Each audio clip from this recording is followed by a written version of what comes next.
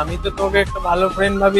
এই কথায় কথায় ছেলেরা আমি শুনেছি কাঁদতে পারে না। তুমি বদলে গেলেও আমরা সবসময় এরকম ভাবেই থেকে যাবো। তুই আমার পিছু পিছু ঘুরে বেড়াবি, তাই তো? তোর সঙ্গে আমি সারা জীবন থাকবো।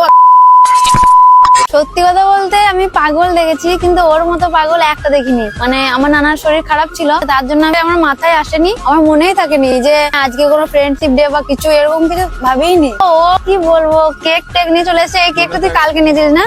তুই আমাকে ফোন করে বলছে কালকে আমি নানাকে হসপিটাল থেকে ডিসচার্জ করে নিয়ে গেছি বাড়িতে, এখন মোটামুটি ভালো হয়ে গেছে। মামার বাড়ির সামনে গিয়ে দাঁড়িয়ে আছে, বলছে তুমি বাইরে এসো, একটা জিনিস সারপ্রাইজ। আমি দেখছি যে আমার কি মুড এতটা ভালো ছিল না, কেননা নানার শরীর খারাপ ছিল। আমি দেখ আমি আজকে বাইরে কথা বেরোবো না, আমি জানিও না, আমার মনেও নেই যে আজকে ফ্রেন্ডশিপ ডে, ওই জন্য তুই আমাকে ডাকছিস বা কিছু। আমি যাইনি, মানে আমি একদমই যাইনি। তো তারপরে বাড়ি চলে গেছিলি নাকি? তারপর থেকে আমার সঙ্গে আর সেরকম ভাবে কথা বলেনি। তুমি তো ভুলেই গেছো।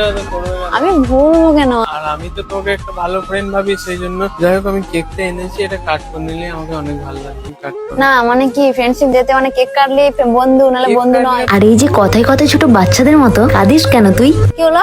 এটাতে কান্না করার কি হলো? কাট করবো। আরে এই কথায় কথায় এটা কি কি হ্যাঁ? কিছু নয়, তুমি অনেক আমি- বদলে গেছো, অনেক আগের মতো নেই আর সবকিছু।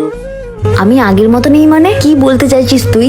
ছেলেরা আমি শুনেছি কাঁদতে পারে না, সহজে ওদের চোখের জল আসে না। আমার যত বন্ধু ছিল আমি বেশি ঘুরি না, তোমাদের সঙ্গেই তো বেশি ঘুরি। আগের বছর কি করলাম বল? আমি তো তোদেরকে ফোন করেছিলাম, করেছিলে। তোদের তো মনেই ছিল না। এই বছর আগের বছর তোদের তো মনেই ছিল না। আমি নিজে ফোন করেছিলাম, আমি তোদেরকে বলেছিলাম সবসময় তো সময় মানে ভালো যায় না না। তুমি বদলে গেলেও আমরা সবসময় এরকম ভাবেই থেকে যাবো। তুমি আমার সঙ্গে যদি বন্ধুত্ব ভেঙেও যাও কোনোদিন, বা কখনো যদি ভেঙেও যাও, হ্যাঁ কি ডায়লগ! আমি শুনে শুনে ছোট থেকে বড় হয়ে গেলাম, তুই আমার পিছু পিছু ঘুরে বেড়াবি, তাই তো? হ্যাঁ, আমি এটাই তো সবসময় এরকমই তোর। থেকে যাবো। আমি এরকম কথা শুনে শুনে আমার অভ্যাস হয়ে গেছে। মানে কি কি বলতে চাইছিস? সামান্য ফ্রেন্ডশিপ ডেতে আমি উইশ করিনি বলে? আমাকে একটু দেখ বন্ধু খারাপ তো লাগলো। মুখে নয়, তুই জানিস যে আমি তোকে কতটা বিশ্বাস করি, সম্মান করি, ভালোবাসি। আমার লাইফে আমার অন্য কেউ থাকলেও আমি তোকে সবসময় ইম্পর্টেন্ট দিই। একটা কাট করলো। সামান্য একটা ফ্রেন্ডশিপ ডে উইশ করিনি বলে আমাকে এত কিছু শুনতে হবে আমি সত্যিই ভাবতে পারিনি। তোর এই পাগলামিগুলো দেখে আমার সত্যি অনেক বেশি হাসি পাচ্ছিল। ধর যাই হোক কেকটা কাট করাই যাক। Happy Friendship Day। ছোট বাচ্চা তুই একদম। হ্যাঁ সত্যিই তুই ছোট বাচ্চাই রয়ে গেলি না, মানে এতটা পাগলামি কি করে? আমার লাইফে আমি তোর মতো বন্ধু সত্যি আর একটা কোনোদিন পাবো বলে মনে হয় না। তবে তোর এই পাগলামিগুলো আমার বেশ ভালোই লাগে। বাবা, এই হাতে আগের বারে আমি তোদেরকে এগুলো দিয়েছিলাম, আর এইবারে তুই আমাকে দিচ্ছিস।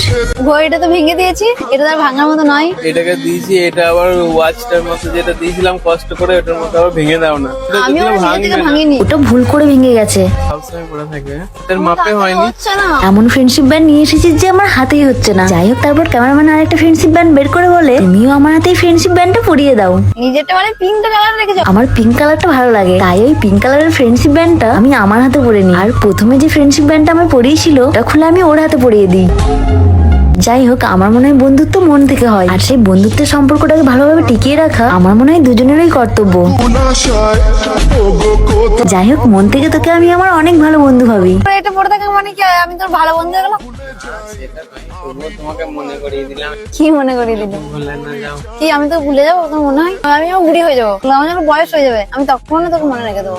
সানিয়া আমি এইরকম কোন সমস্যায় পড়েছি বা এরকম কিছু, ছুটে চলে আসবে এরকম করে। তুই শুধু একবার ডেকেই দেখবি। এটা বলার জন্য অনেক অনেক থাকবে তো, কথা দিলে কথা রাখতে হবে। কথা যখন দিয়েছি কথা রাখার চেষ্টা করবো। তো যাই হোক আমি ভেবেছিলাম এটা ব্লগ করবো না, বাট ওর ওই পাগলামো গুলো একটু অনেক কি বলবো, আমাকে নিজেকে হাসি পাচ্ছে। যাই হোক চলো ব্লগটা এখানেই শেষ করি। আর একটা কথা ছিল যে আজকে ফ্রেন্ডশিপ ডে, তো একটা প্রমিস করো যে তুমি যাই হোক লোকে যদি কেউ কোনো কিছু বলে আমার জন্য বা আমার ভুলের কারণে যদি কোনো কিছু, তুমি ফ্রেন্ডশিপটা ভাঙবে না আর আমাকে ছেড়ে যাবে না, এরকম ভাবেই থাকবে। আচ্ছা এটা আবার কোনো প্রমিস হলো? তুমি প্রমিস করো না, প্রমিস। আমি সেই মুহূর্তে ভাবছিলাম প্রমিস করবো কি করবো না, কিন্তু এই যে ক্যামেরাম্যান জোর করে আমাকে প্রমিস করালো। আচ্ছা জোর করে কি কোনো কিছু হয়? তবে একটা ভালো বন্ধুর মতো আমি তোর পাশে থাকার চেষ্টা করব। তোর সঙ্গে আমি সারা জীবন থাকবো একটা ভালো বন্ধু হয়ে।